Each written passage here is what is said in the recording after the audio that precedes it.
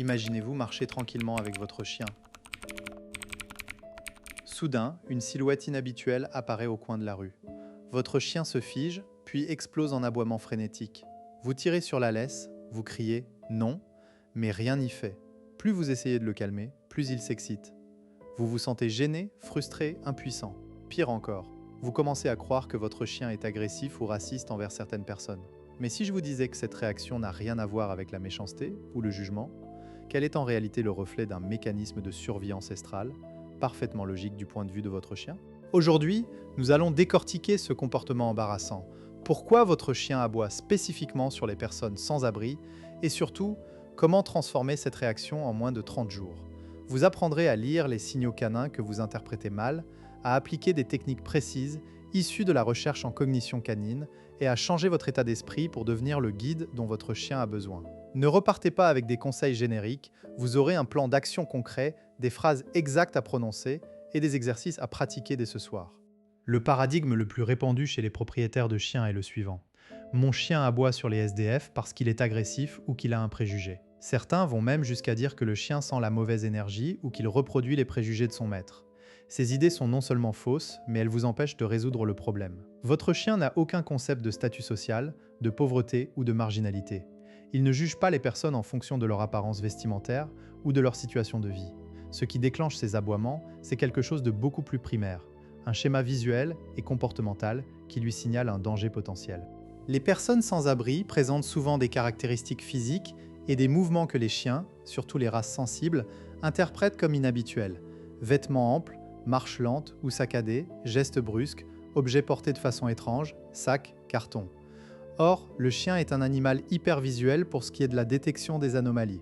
Comme l'a montré le chercheur John Bradshaw dans son étude sur les réactions aux silhouettes inhabituelles, un chien exposé à une forme qu'il n'a jamais vue auparavant. Par exemple, une personne portant un grand carton a 80% de chances d'adopter un comportement d'alerte. Aboiement, posture figée, grognement. Ce n'est pas de la discrimination, c'est la peur de l'inconnu, couplée à un instinct de protection. Ce que vous appelez aboiement sur les SDF est en réalité un mécanisme de survie. Dans la nature, un animal qui ne réagit pas à une silhouette anormale risque sa vie. Votre chien ne fait pas la différence entre un humain bienveillant avec un sac de couchage et un prédateur potentiel. Son cerveau traite l'information de la même manière. Stimulus inhabituel, alerte maximale.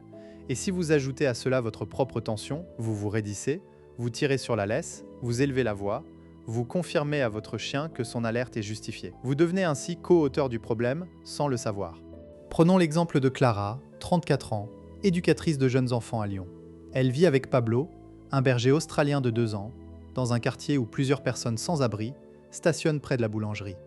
Chaque fois qu'il croise Ahmed, qui dort souvent devant le métro avec son chariot, Pablo explose. Aboiement sonore, poils hérissés, refus d'avancer. Clara tire sur la laisse en disant « Non Pablo, c'est gentil !» Mais plus elle tire, plus Pablo aboie. Elle finit par faire demi-tour, stressée. Un jour, je lui demande de décrire précisément Ahmed. Il a un grand manteau vert, un bonnet enfoncé, et il marche en traînant les pieds. Parfois, il fait des gestes larges en parlant tout seul. Voilà le déclencheur. Un humain qui ne se déplace pas comme un humain standard, avec des formes non conventionnelles. Le manteau cache les contours du corps, le bonnet modifie la forme de la tête. Pour le cerveau de Pablo, Ahmed n'est pas un SDF, c'est une silhouette incongrue. De plus, Clara a toujours un mouvement de recul involontaire quand elle voit Ahmed. Elle serre la laisse, son pas ralentit. Pablo capte cette micro-tension et la traduit ainsi. « Ma chef a peur, je dois la défendre. » Nous avons mis en place un protocole en 3 étapes. Premièrement, désensibilisation visuelle. Je demande à Clara de regarder des photos de personnes avec des silhouettes variées, sac, manteau, capuche, sur son téléphone, 10 minutes par jour, en donnant des friandises à Pablo pendant qu'il regarde calmement. Deuxièmement, contre-conditionnement.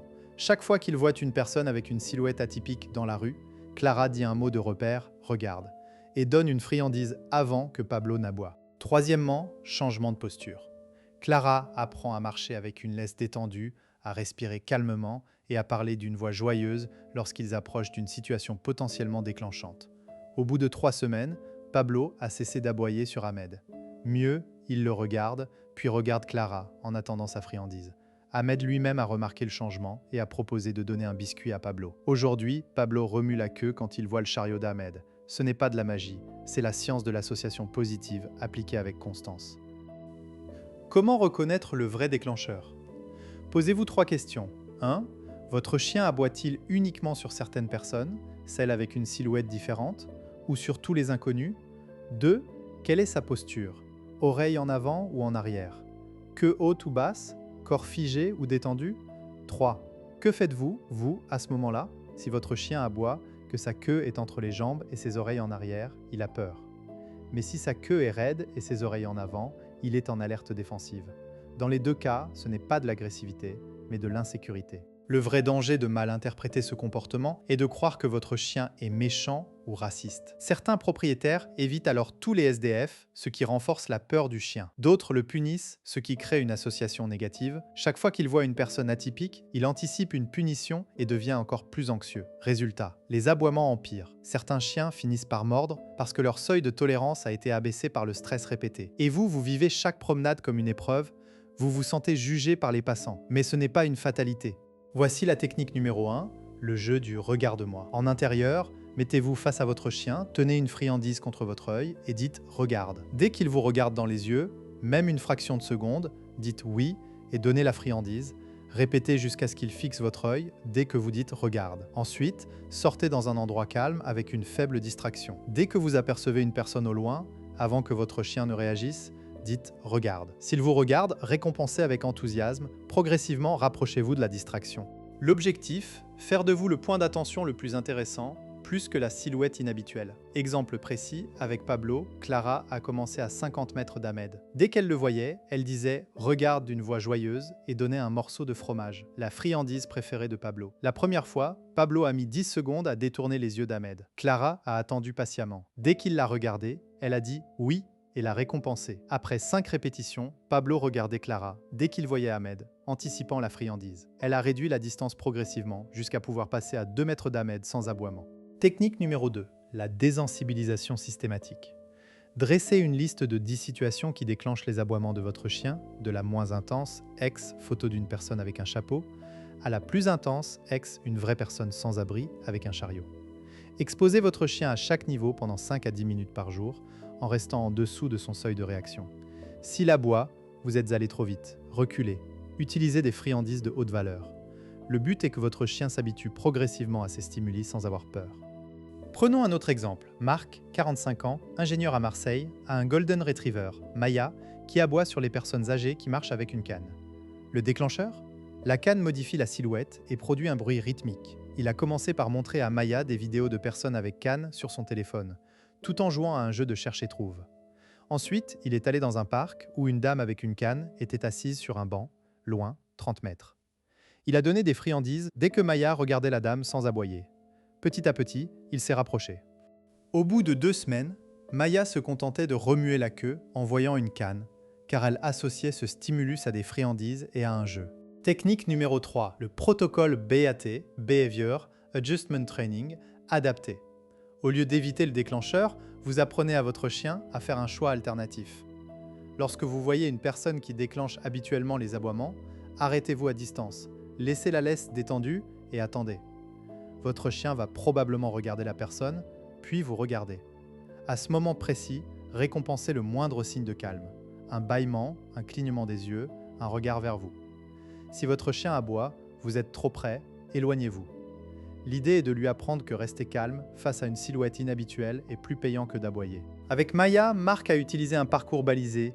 Il se plaçait à 20 mètres d'une personne avec une canne, attendait que Maya la regarde, puis détourne son regard. Au début, Maya fixait la personne 30 secondes avant de regarder Marc. Il récompensait chaque regard. En 1 semaine, Maya regardait Marc en seulement 2 secondes. Le comportement de fixation excessive a disparu et avec lui, les aboiements. Certains d'entre vous se disent peut-être « Mais mon chien aboie aussi sur d'autres types de personnes, comme les enfants ou les cyclistes. Comment appliquer ces techniques à tous ?» La réponse est « Chaque catégorie de déclencheurs doit être travaillée séparément, mais le principe est le même. Identifier le schéma visuel exact, forme, mouvement, son, puis appliquer les 3 techniques. Regarde-moi, désensibilisation, BAT. Vous pouvez aussi utiliser une caméra embarquée sur votre chien pour analyser ce qu'il voit exactement au moment des aboiements. Cela vous permettra d'isoler le déclencheur précis. Autre objection fréquente, je n'ai pas le temps de faire ces exercices tous les jours, Je vous réponds, vous n'avez pas besoin de sessions longues. 5 minutes par jour suffisent si vous êtes régulier. Intégrez les exercices dans votre promenade quotidienne. 2 minutes de regarde-moi avant de sortir, 3 minutes de désensibilisation pendant la balade. En 30 jours, vous verrez une différence significative. Le dernier obstacle est votre propre état d'esprit. Vous devez abandonner l'idée que votre chien est méchant ou que son comportement est un reflet de votre éducation. Ce n'est pas personnel, c'est biologique. En changeant votre regard sur son comportement, passant de la gêne à la curiosité scientifique, vous devenez capable de l'aider efficacement. Voici ce que je veux que vous reteniez. Votre chien n'aboie pas sur les SDF par hostilité, mais par peur de l'inconnu et instinct de protection. Vous avez désormais 3 outils puissants: le regarde-moi pour recentrer son attention, la désensibilisation pour l'habituer aux silhouettes inhabituelles et le protocole BAT pour récompenser le calme. Si vous appliquez ces méthodes avec constance, vous transformerez les promenades stressantes en moments de complicité. Et si vous voulez aller plus loin, téléchargez le guide gratuit « Les 7 erreurs qui ruinent votre promenade » dans la description. Abonnez-vous, activez la cloche pour ne rien manquer. Et dites-moi en commentaire quelle silhouette inhabituelle fait réagir votre chien. Je réponds personnellement aux premiers commentaires chaque semaine. Ensemble, faisons de la promenade un plaisir, pas un champ de bataille.